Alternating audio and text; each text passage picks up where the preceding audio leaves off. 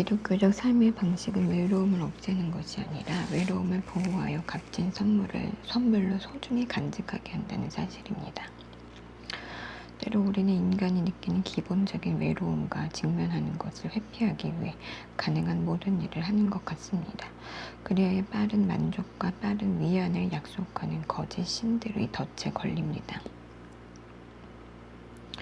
그러나 외로움에 대한 뼈아픈 인식을 통해서 우리는 자신의 한계를 초월할 수 있고 존재의 경계 너머에 있는 것을 바라볼 수 있습니다. 외로움에 대한 인식은 우리가 지키고 간직해야 할 선물일지도 모릅니다. 우리의 외로움은 우리의 내적 공허함을 명확히 보여줍니다. 그것이 잘못 이해되었을 때는 파괴적일 수 있지만 그 달콤한 고통을 참아낼 수 있는 사람에게는 약속으로 가득 차 있기 때문입니다. 참을성을 잃고 외로움을 포기함으로써 단절감과 불완전성을 극복하려고 지나치게 서두를 때 우리는 몹쓸 기대감을 안고 인간 세상에서 살아가기 쉽습니다. 우리는 마음 깊은 곳에 자리 잡은 직관적 지식을 무시합니다. 그 지식이란 사랑이나 우정도, 친밀한 포옹이나 부드러운 키스도, 친교나 모임도, 그리고 남자나 여자도 외로운 상태에서 벗어나고픈 우리의 욕망을 만족시킬 수 없다는 사실입니다. 이 진실은 너무나 당혹스럽고 고통스럽기 때문에 우리는 우리의 실존의 진리를 직시하기보다 공상의 세계에서 살려는 경향을 보입니다. 그래서 우리의 경험을 정말로 이해하는 남자, 우리의 불안한 삶의 평안을 가져다 줄 여자, 우리의 잠재력을 시연할 수 있는 일, 모든 것을 설명해 줄 책, 그리고 편안함을 느낄 수 있는 장소를 계속 꿈꾸며 이 모든 것을 언젠가는 찾게 될 것이라고 생각합니다. 그런 그릇된 희망으로 인해 우리는 만족을 모르고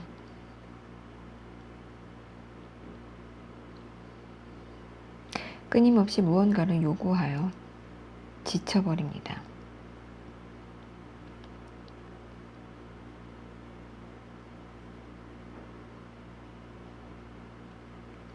어느 누구도 그 어떤 것도 우리의 절대적 기대를 충족시킬 수 없다는 사실을 발견하는 순간 쓰라린 마음과 위험한 적대감을 품게 됩니다. 많은 결혼이 파국으로 치닫는 이유는 남편이나 아내가 자신의 외로움을 완전히 해결해 줄 것이라는 희망이 실현되지 않기 때문입니다.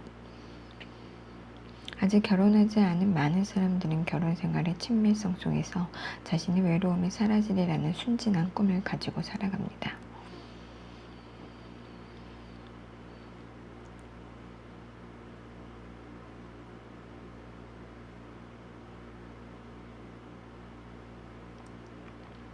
사역자가 이런 그릇된 기대와 환상을 가지고 살아간다면 그는 자신의 외로움을 인간 이해의 원천으로 삼을 수 없습니다.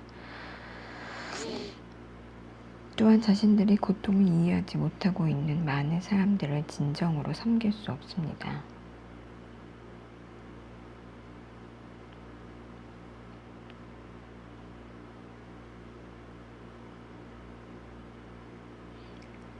이 직업적 외로움. 사역자의 삶에 생긴 외로움의 상처는 훨씬 더 심각합니다. 왜냐하면 사역자는 인간으로서의 고독을 느낄 뿐 아니라 사역자로서 자신의 직업적 영향력이 감소하고 있음을 자각하기 때문입니다. 사역자는 삶의 궁극적 관심사, 출생과 죽음, 만남과 이별, 사랑과 증오에 대해 말하도록 부름받은 사람입니다. 그에게는 사람들의 삶의 의미를 부여하고자 하는 강렬한 욕망이 있습니다. 그러나 그는 사건의 주변부에서만 맴돌며 결정이 이루어지는 중요한 자리에 맞지 못해 않습니다. 결정이 이루어지는 중요한 자리에 맞지 못해 않습니다. 많은 사람들이 생애의 첫 번째 울음소리와 마지막 말을 남기는 병원에서 사역자들의 존재는 필수적이라기보다 마지못해 허용되는 존재입니다. 해방과 자유를 향한 인간의 욕망을 가장 뼈저리게 느낄 수 있는 감옥에서 목사는 자신이 마치 죄지은 방관자이며 자신의 말에는 아무 영향력이 없는 것 같은 느낌을 받습니다. 건물들 사이에서 아이들이 뛰놀고 노인네들이 소외되고 잊혀진 채 죽어가는 도시에서 성직자들의 저항을 진지하게 받아들여지지 않습니다. 그들의 요구는 허공을 맴도는 형식적 질문으로 받아들여집니다. 구원과 새 생명에 대한 얘기들로 치장된 많은 교회들은 구식생활 방식의 편안함을 느끼거나 사역자의 말을 통해 돌처럼 굳은 자신들의 마음이 용광로로 변화되어 그 용광로에서 칼이 쟁기가 되고 창이 보습이 되는 것을 허용치 않으려는 사람들의 사교 모임 정도에 불과합니다.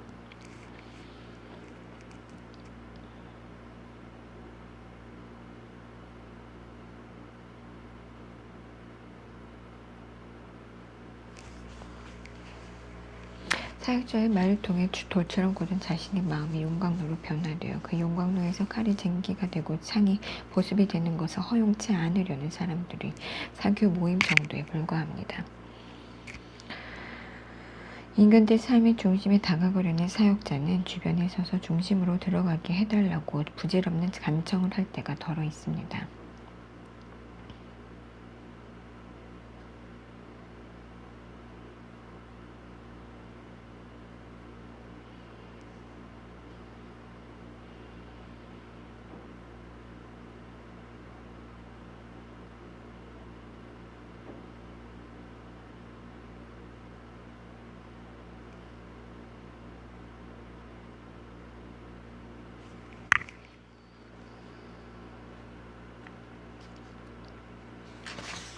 그것이 바로 그들이 겪는 고통스러운 아이러니입니다. 그는 활동이 이루어지는 곳, 계획이 만들어지고 전략이 논의되는 곳에는 결코 참여하지 못하는 것 같습니다. 잘못된 장소와 잘못된 시간에 그리고 잘못된 사람들과 항상 함께 하는 것 같습니다. 그리고 그들은 잔치가 끝난 성의 문 밖에서 오는 몇몇 여인들과 함께 서 있는 것 같습니다. 몇 년 전 네덜란드와 미국을 오가는 배의 선상 신부로 일할 때였습니다. 나는 거대한 네덜란드 원양 전기선의 선교에 서 있었는데 그 배는 짙은 안개를 헤치고 로테르담 항구에 입항하려 하고 있었습니다. 안개가 너무 짙어서 조타수가 뱃머리조차 볼 수 없는 상황이었습니다.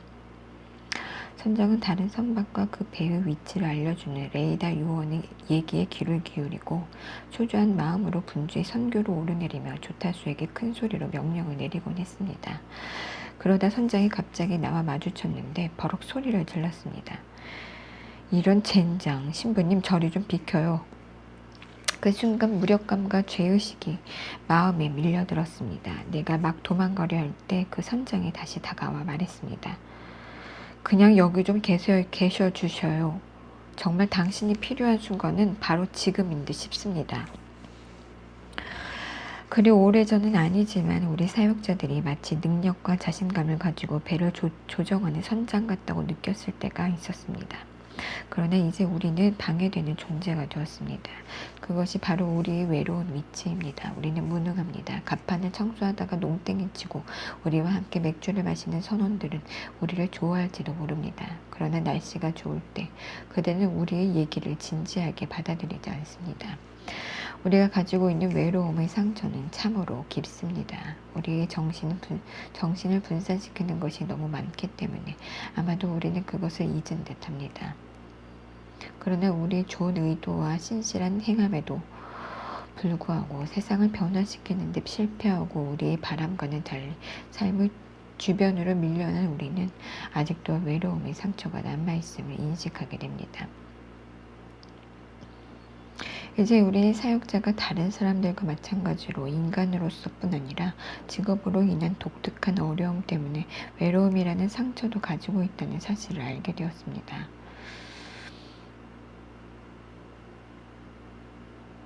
사역자는 다른 사람들이 일반적으로 하는 것보다 더 주의 깊게 이 상처를 싸매야 합니다. 자신의 고통을 깊이 이해할 때 사역자는 자신의 약점을 강점으로 바꿀 수 있으며 자신들의 고통을 잘못 이해하여 어둠 속에서 길을 잃고 헤매는 사람들에게 사역자 자신의 경험을 치유의 원천으로 제공할 수 있습니다. 이것은 매우 힘든 부르심입니다. 믿음의 공동체를 형성하는 일에 헌신된 사역자에게 있어 외로움이란 부인하고 무시해야 할 고통스러운 상처이기 때문입니다.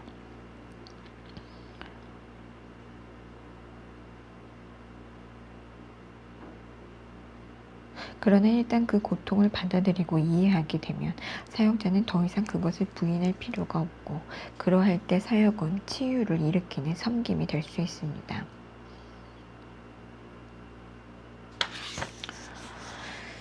이 치유하는 사역자. 어떻게 상처가 치유의 원천이 될 수 있습니까? 주의 깊게 생각해 보아야 할 문제입니다. 상처 입은 우리의 자아를 통해 다른 사람들을 섬기고 싶을 때 자신의 직업적 삶과 개인적 삶의 관계를 고려해 보아야 하기 때문입니다. 그 어떤 사역자도 자신이 돕고자 하는 사람들에게 자신의 삶의 경험을 감출 수 없습니다. 감추기를 바라는 것조차 안 됩니다. 왜냐하면 의사는 사생활이 몹시 혼란스럽더라도 좋은 의사가 될 수 있지만 사역자는 자신의 경험을 항상 생생하게 진실한 것으로 인정할 수 없으면 섬길 수 없기 때문입니다. 반면 상처 깊은 치유자의 개념을 영적 노출증의 옹호로 잘못 이해하거나 영적 노출증의 옹호로 잘못 이해하거나 오용할 가능성도 매우 높습니다.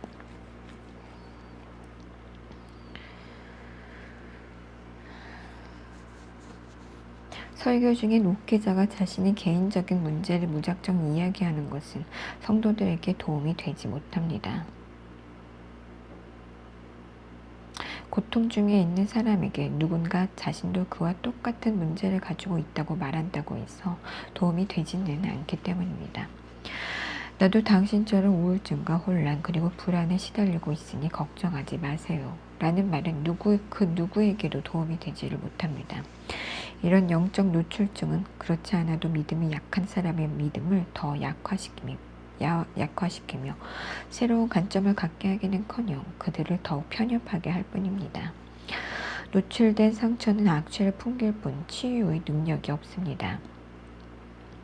자신의 상처를 치유의 원천으로 삼는다는 것은 개인적인 고통을 피상적으로 공유한다는 뜻이 아닙니다. 자신의 아픔과 고통은 모든 인간이 공유하는 깊은 인간의 상태에서 오는 것이라고 보기 위해 부단히 노력해야 한다는 것입니다. 자신의 아픔과 고통은 모든 인간이 공유하는 깊은 인간의 상태에서 오는 것이라고 보기 위해 부단히 노력해야 한다는 것입니다. 어떤 사람에게는 상처 입은 치유자라는 개념이 어둡고 건전하지 않게 들릴지도 모릅니다. 그들은 자기 완성의 이상이 자기 징계의 이상으로 대체되는 것 같고 아픔이 비판의 대상이 아니라 낭만의 대상처럼 느껴질지도 모릅니다. 나는 상처 입은 치유자라는 개념이 어떻게 자아실현, 자기 완성의 개념과 상충되지 않고 오히려 그 개념의 깊이를 심화하고 폭을 넓혀주는지 제시하고 싶습니다.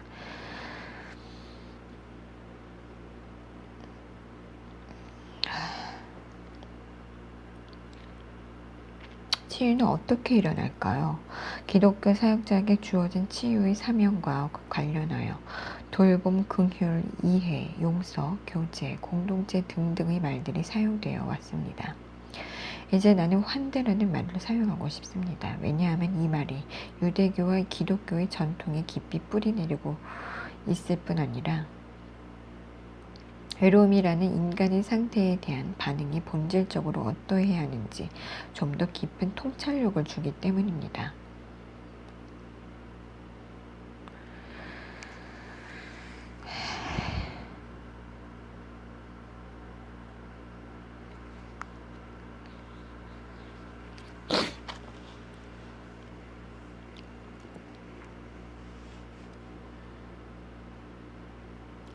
환대라는 미덕으로 말미암아 우리는 자신의 두려움이 만들어내는 편협한 마음을 깨뜨리고 낯선 사람에게 자신의 집을 개방하게 됩니다. 그때 우리는 그 구원이 지친 나그네의 모습으로 우리에게 다가온다는 사실을 직관적으로 압니다. 환대를 통해 걱정, 근심하는 제자들은 힘있는 증인이 되고 의심 많은 주인들은 관대하게 나누어주는 사람이 되고 다친 마음의 분파주의자는 새로운 사상과 의견의 흥미를 가지고 받아들이게 됩니다. 그러나 오늘날 우리가 환대의 의미를 완전히 이해하기는 어렵습니다. 샘족의 유목민들처럼 우리는 고독한 여행자들이 가득한 광야에서 살고 있습니다. 그들은 평화로운 순간, 깨끗한 물과 격려를 찾고 있으며 그것을 통해 자유를 찾는 신비로운 탐색을 계속하기를 원합니다.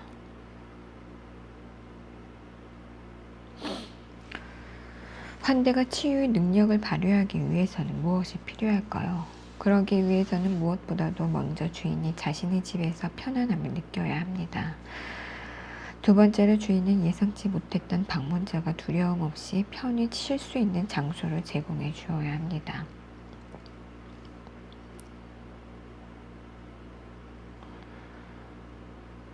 그러므로 환대에는 두 가지, 즉 집중과 공동체라는 개념이 포함되어 있습니다.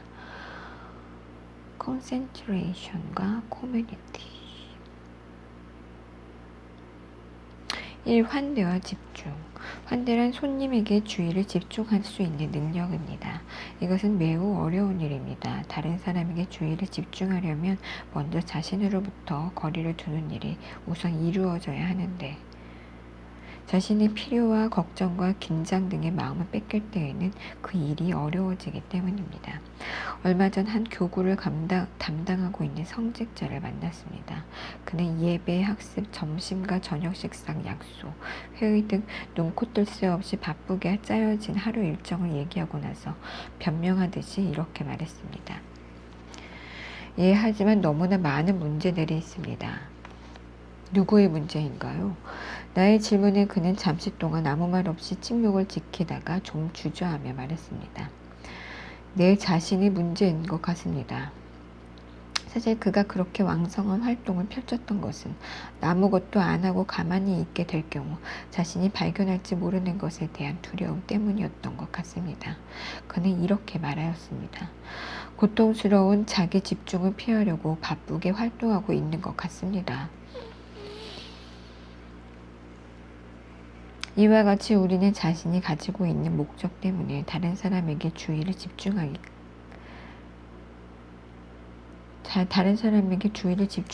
매우 어렵습니다. 우리의 목적이 되자마자 문제는 그가 누구인가가 아니라 그로부터 내가 무엇을 얻을 수 있는가가 됩니다.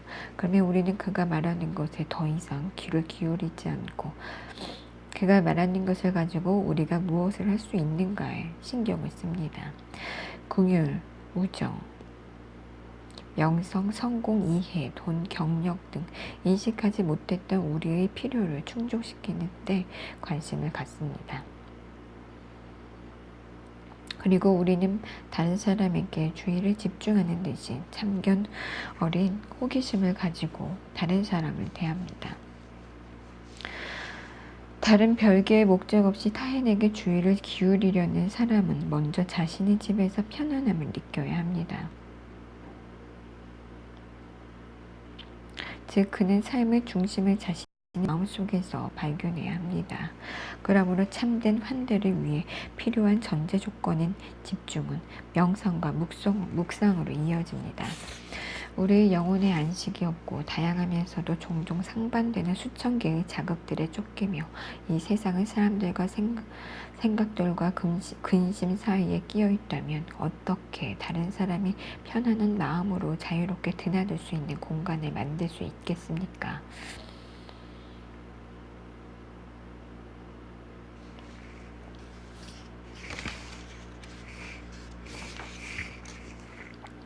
역설적이기는 하지만 자기 연민이 아니라 겸손의 마음을 가지고 자기 자신 안으로 집과할 때 우리는 다른 사람이 있는 모습 그대로 행동하고 우리에게 다가올 수 있는 공간을 만듭니다.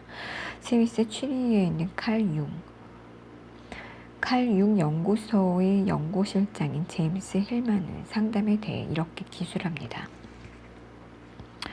다른 사람이 마음을 열고 얘기를 하도록 하기 위해서는 상담자가 뒤로 물러서는 것이 필요합니다. 다른 사람을 위한 공간을 마련하기 위해서는 내가 물러서야 합니다. 이 물러남은 적극적으로 사람을 맞이하여 만나는 것보다 더 강렬한 집중을 의미합니다. 우리는 그 모델을 유대교의 신비주의적 교리인 짐점에서 찾아볼 수 있습니다. 편재하시고 전능하신 하나님은 어디에나 계셨습니다. 그분께서는 우주를 그분의 존재로 채우셨습니다. 그런 상황에서 어떻게 창조가 이루어질 수 있었을까요? 창조를 위해 하나님께서는 뒤로 물러서야 했습니다. 하나님께서는 자기 집중을 통해 자신이 아닌 타자를 창조하셨습니다. 인간의 수준에서 말하자면 나 자신이 물러섬으로써 타인이 출현하게 됩니다. 그러나 인간이 뒤로 물러서는 것은 매우 고통스럽고 외로운 과정입니다. 왜냐하면 그로 인해 자신의 상태, 즉 그 모든 아름다움뿐 아니라 비참함도 함께 직시해야 하기 때문입니다. 자신의 중심으로 들어가서 영혼의 움직임에 집중하는 것을 두려워하지 않을 때 살아있는 것은 사랑받는 것을 의미한다는 사실을 알게 됩니다. 우리는 사랑으로 말미암아 태어난 사람들이기에 사랑할 수 있으며 우리의 삶이 선물로 주어진 것이기에 우리도 줄 수 있고 우리의 마음보다 훨씬 더 큰 마음을 가지신 분이 우리를 자유롭게 하셨기에 우리가 다른 사람들을 자유롭게 할 수 있다는 사실을 이 경험을 통해 알 수 있습니다. 우리 자신의 중심에서 삶의 닻을 내릴 수 있는 안정된 장소를 발견했을 때 우리는 다른 사람들이 그들을 위해 마련된 공간으로 들어와 두려움 없이 자기들의 춤을 추고 자기들의 노래를 부르며 자기들의 언어를 말하게 할 수 있습니다. 그렇게 되었을 때 우리는 더 이상 위협스럽고 많은 것을 요구하는 존재가 아니라 사람들의 마음을 끌고 그들을 자유케 하는 존재가 됩니다.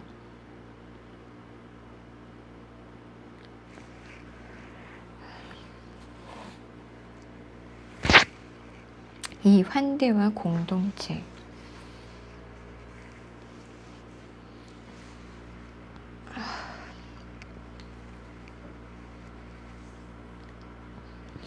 자신의 외로움에 익숙해져 이젠 자신의 집에서 편안함을 느끼는 사역자는 손님들을 환대하는 주인입니다. 그는 손님들에게 친근한 공간을 제공합니다. 그곳에서 손님들은 오고 가고 가까이 있거나 거리를 두는 것, 쉬거나 노는 것, 이야기하거나 침묵하는 것, 식사하거나 금식하는 이 모든 것들을 자유롭게 할 수 있습니다. 손님이 자신의 영혼을 발견할 수 있는 빈 공간을 만들어내는 것이 환대에 필요하다는 사실은 참으로 역설적입니다.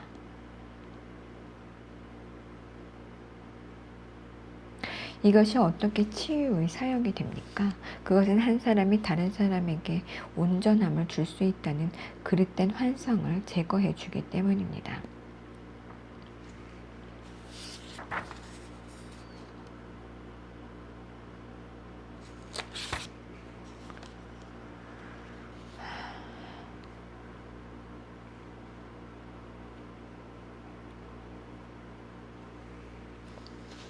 또 자신의 외로움을 다른 사람과 공유할 수 있는 수준에서 인식하도록 해주기 때문입니다. 많은 사람이 인생에서 괴로움을 느끼는 이유는 자신의 외로움을 완전히 없애줄 사람이나 사건 또는 만남을 애타게 찾고 있기 때문입니다.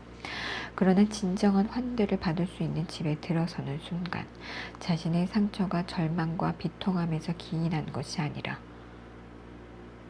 자신들의 여행을 지속하도록 해주는 표시로 이해되어야 한다는 사실을 알게 됩니다.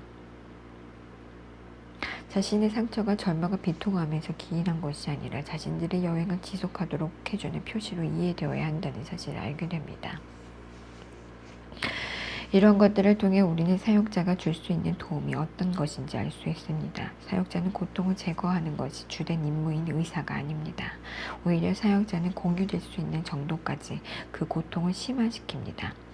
자신의 외로움을 가지고 사역자를 찾아오는 사람은 자신의 외로움이 이해되고 공감될 것을 기대할 수 있습니다. 그러므로 그는 더 이상 그것을 회피할 필요가 없고 그것을 인간의 근본적 상태의 표현으로 받아들일 수 있습니다.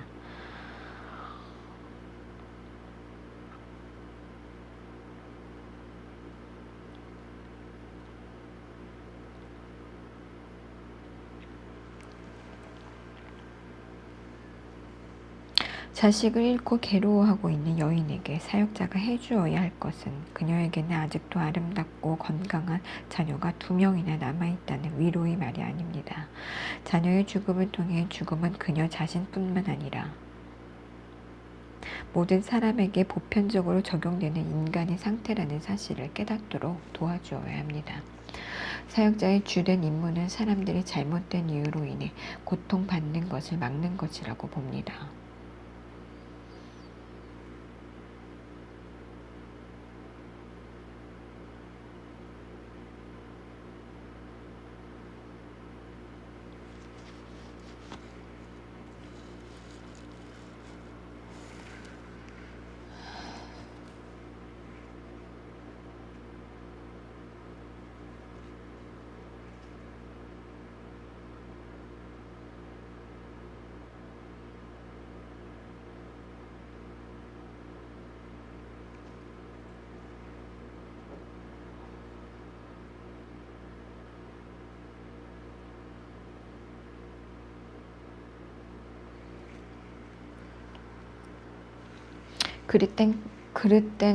그릇된 가정을 삶의 기초로 삼기 때문에 고통받는 이들이 많습니다.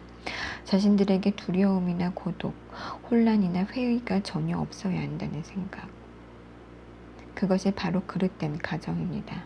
그러나 이런 고통들은 우리 인간의 상태에 없어서는 안 될 상처들로 이해될 때에만 창조적으로 처리될 수 있습니다. 사역이란 인간의 상태를 직시하는 섬김이라고 할 수 있습니다.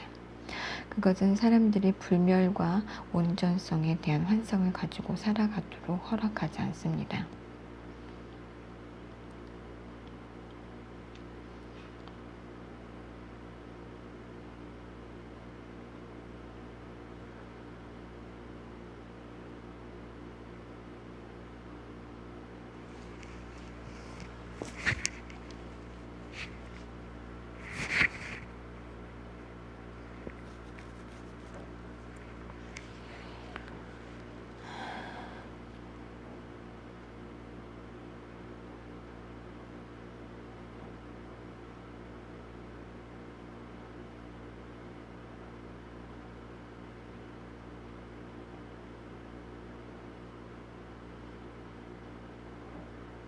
사역을 통해 사람들은 자신이 죽을 수밖에 없고 깨어진 존재이며 이런 인간의 상태에 대한 인식으로부터 해방이 시작된다는 사실을 계속해서 상기하게 됩니다.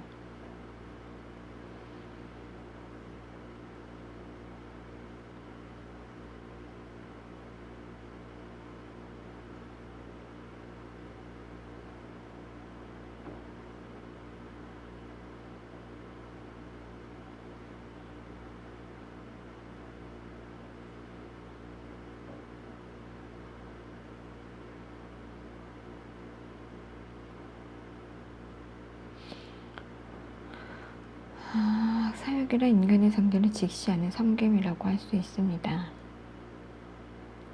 그것은 사람들의 불멸과 온전성에 대한 환상을 가지고 살아가도록 허락하지 않습니다. 사역을 통해 사람들은 자신은 죽을 수밖에 없고 깨어진 존재이며 이런 인간의 상태에 대한 인식으로부터 해방이 시작된다는 사실을 계속해서 상기하게 됩니다. 사람을 구원할 수 있는 사역자는 아무도 없습니다. 두려움에 떨고 있는 사람들에게 안내자가 될 수 있을 뿐입니다. 그러나 역설적으로 이러한 안내를 통해 소망의 표적이 처음으로 가시화됩니다. 고통을 회피할 필요가 없고 그 고통이 삶에 대한 공동의 추구에 이용될 수 있다는 것을 고통이 삶에 대한 공동의 추구에 이용될 수 있다는 것을 우리가 인식할 때 그 고통은 절망의 표현에서 소망적 표적으로 바뀝니다. 이러한 공동의 추구를 통해 환대는 일체감이 있는 공동체를 이룹니다.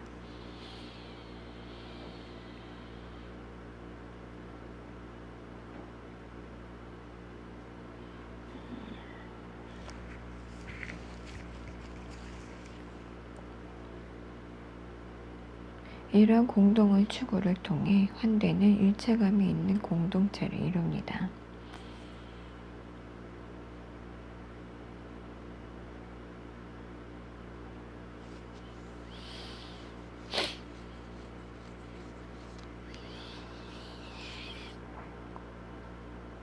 이런 공동의 추구를 통해 환대는 일체감이 있는 공동체를 이룹니다. 환대가 공동체를 이루는 것은 그것이 우리로 하여금 우리의 근본적인 나약함을 고백하고 소망을 나눔으로써 결속을 도출해내기 때문입니다. 이 소망은 인간의 화합 차원을 넘어 노예 상태에 있는 자신의 백성을 자유의 땅으로 부르신 하나님께로 우리를 인도합니다. 그리고 이 소망은 하나님의 백성을 형성하는 것이 하나님의 부르심이라는 유대교 및 기독교 전통의 핵심입니다. 그러므로 기독교 공동체가 치유의 공동체가 될 수 있는 이유는 그곳에서 상처가 치료되고 아픔이 경감되어서가 아니라 상처와 아픔이 새로운 비전을 위한 출구나 기회가 되기 때문입니다. 우리가 서로 고백할 때 서로의 소망이 깊어지며 서로의 나약함을 공유할 때 앞으로 우리에게 주어질 힘을 기억하게 됩니다.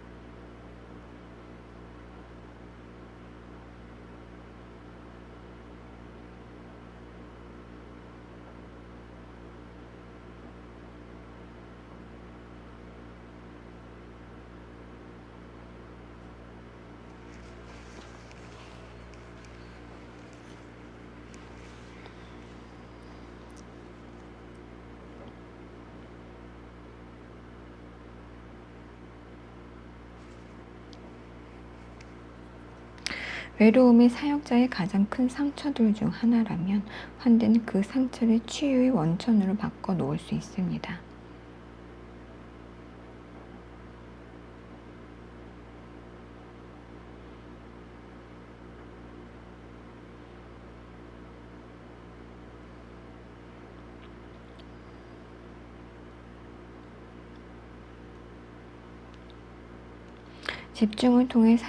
집중을 통해 사역자는 자신의 고통이라는 무거운 짐을 다른 사람들에게 지우지 않게 되며 자신의 상처를 자신은 물론 이웃의 상태를 이해하게 하는 조력자로 받아들이게 됩니다.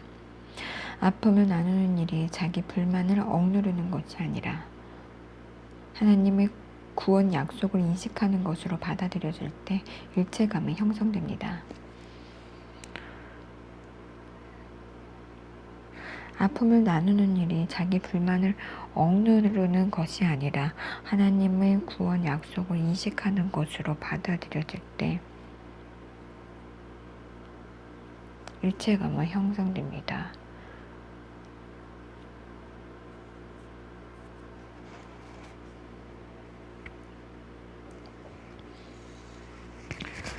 결론. 랍비 요시야 벤 레비가 엘리야에게 메시아가 언제 오실까요? 라고 묻는 이야기를 소개하며 이 장을 시작하였습니다. 이 이야기에는 중요한 결론이 있습니다. 성문 앞에 가난한 자들과 함께 앉아있는 메시아를 알아보는 방법을 랍비 요시야 벤 레비에게 엘리야가 알려주었을 때 그 랍비는 메시아에게로 가서 이렇게 말하였습니다. 나의 주님이시며 선생님이신 당신에게 평안이 있기를 바랍니다. 메시아가 대답했습니다. 레비의 아들에게 평안이 있기를 바라노라. 주님이 언제 오시나요? 그가 묻자 메시아가 오늘이라고 대답했습니다.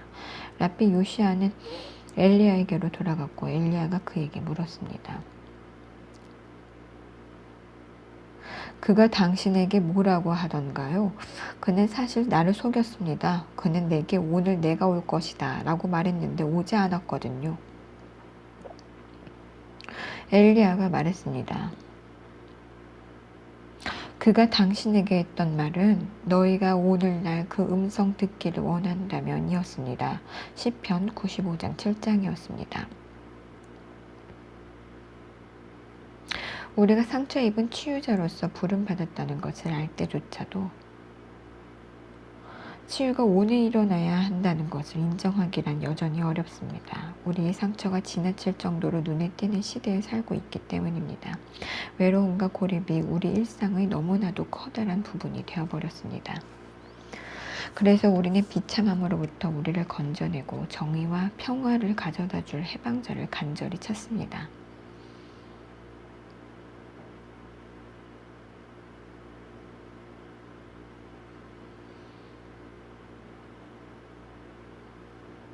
그러나 해방자가 가난한 사람들 사이에 앉아 계시며 우리의 상처가 소망의 표적이고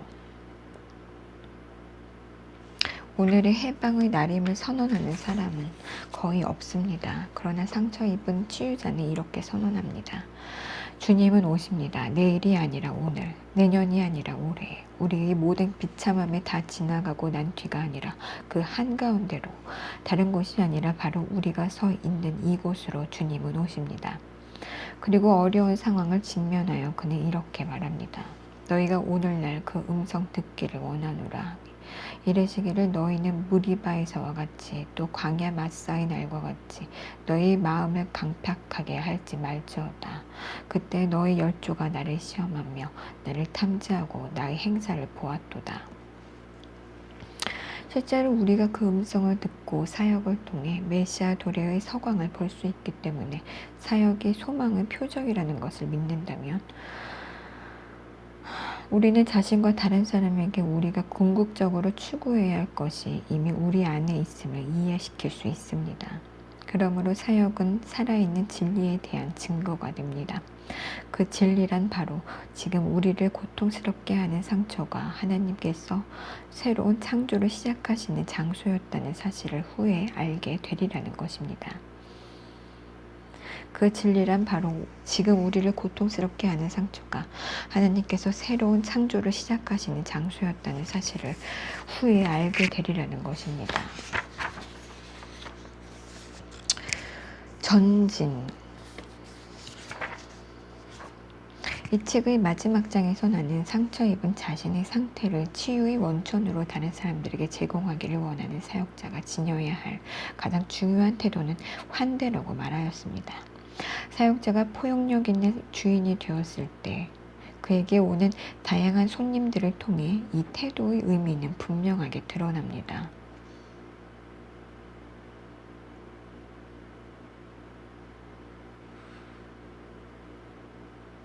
병원의 비인격적 환경 속에서 방향을 잃고 죽음과 삶 모두를 두려워했던 늙은 농부 해리슨 씨, 내향적이고 아버지가 없는 강박적인 세대, 단편적이고 혼란스러운 실존의 한가운데서 새로운 방식의 불멸을 추구하는 사람들, 그들은 모두 두려움 없이 움직이며 새로운 방향을 발견할 수 있는 아름다운 공간을 찾고 있습니다.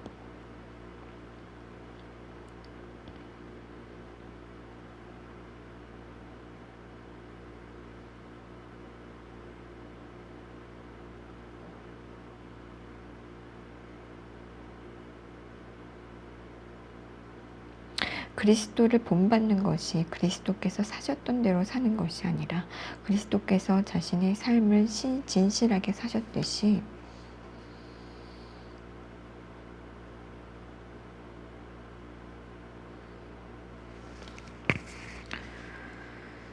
그리스도를 본받는 것이 그리스도께서 사셨던 대로 사는 것이 아니라 그리스도께서 자신의 삶을 진실하게 사셨듯이